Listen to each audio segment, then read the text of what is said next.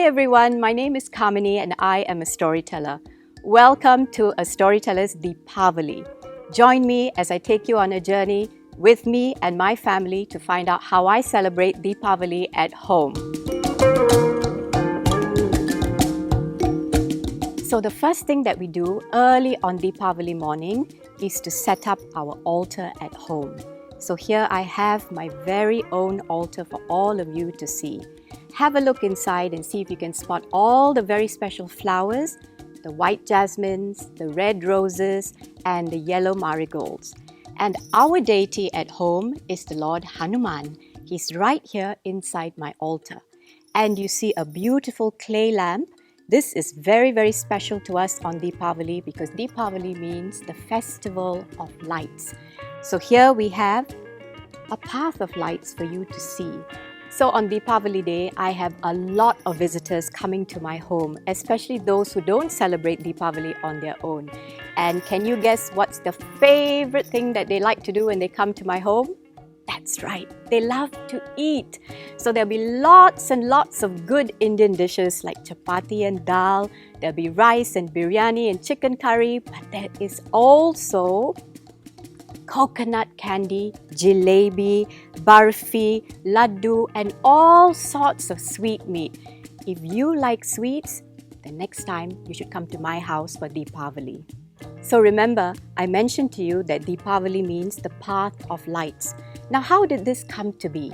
There's always a story behind practice and ritual. Would you like to find out how Deepavali and the practice came to be? Come along, listen to my little tale. One of the longest stories in the world is called the Ramayana. And in this large epic called the Ramayana, it's an adventure full of love and battle and kidnapping and different kinds of animals trying to help the prince and princess. I'd like to introduce to you some of the main characters from the Ramayana.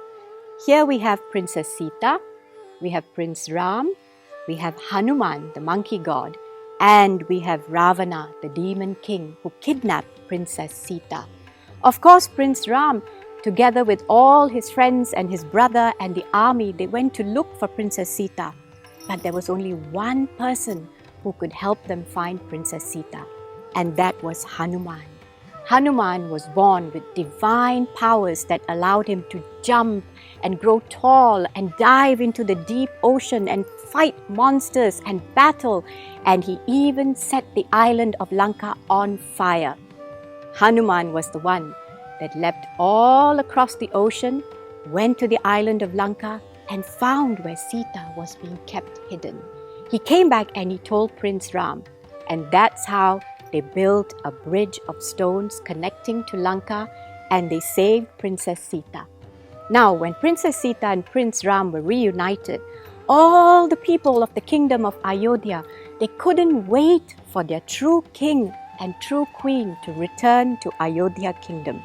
But they knew that Rama, Sita, and the entire army would come back through the dark, dark forest at night. And it's very, very dark at night.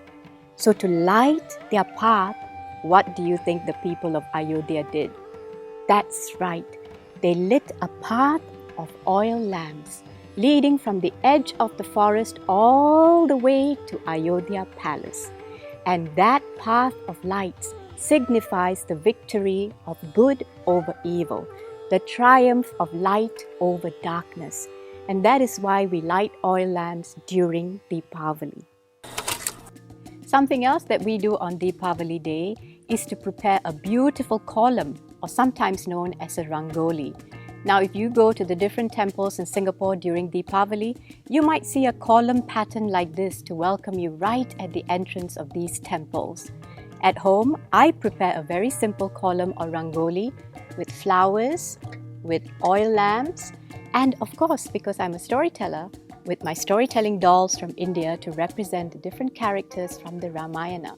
Remember how the people of the Ayodhya kingdom lit all the lamps from the edge of the forest leading up into the palace to welcome Rama and Sita home. So you must be wondering how Hanuman got all those powers that he had to rescue Princess Sita in the story of the Ramayana. Well, I have another story to tell you about Hanuman when he was a little boy. Once long ago, when Hanuman was just a little boy, his mother Anjana went to look for juicy mangoes in the forest. But little Hanuman, he was impatient. He couldn't wait for his mother to return. So Hanuman looked up into the sky. And there he saw a big, round, glowing, orange, sweet, delicious mango. Boys and girls, do you think it was truly a mango up in the sky? It was the sun, Surya. Little Hanuman, he jumped up and he flew up into the sky to catch and eat that mango. Now, boys and girls, while Hanuman was flying up into the sky to catch Surya, the mango in the sky, the god of heavens, Indra, saw what was happening and he got worried, and so he threw his thunderbolt at little Hanuman. The thunderbolt hit little Hanuman and Hanuman fell down. He hit the ground and he closed his eyes and he went silent.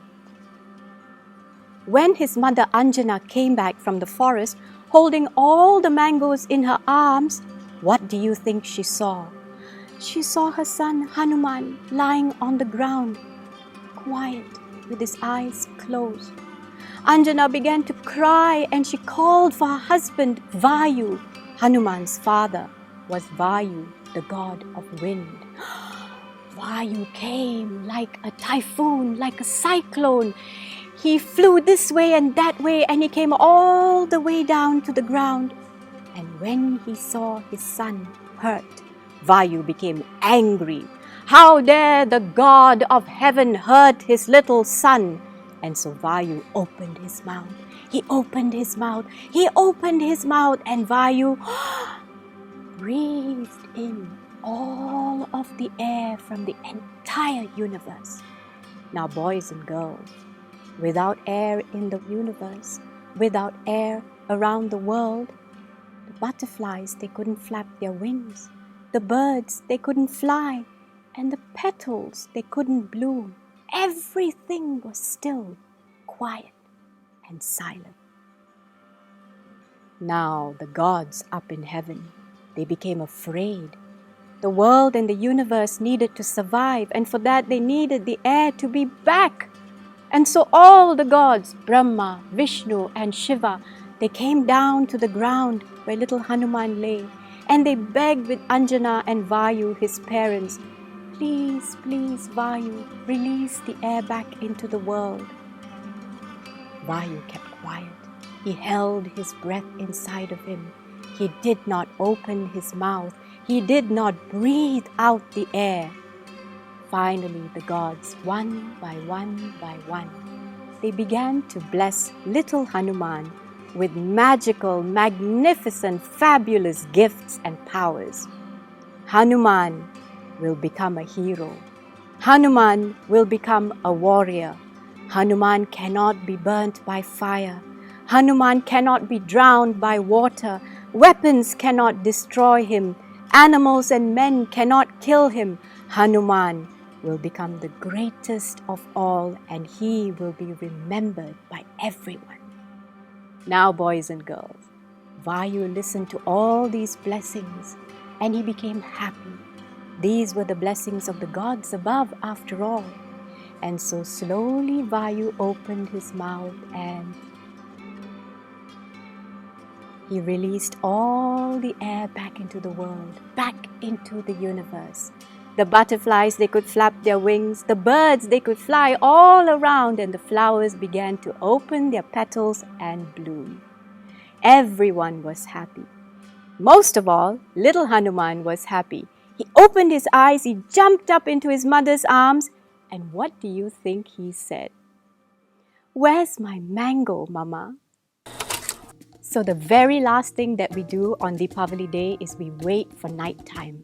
And then we all go outside, out into the dark night, and we light sparklers. And then we play with the sparklers and light up the night sky to remember the festival of lights. Thank you so much for joining me, everyone, on a Storyteller's Deepavali. I wish you a very happy Deepavali. Bye bye.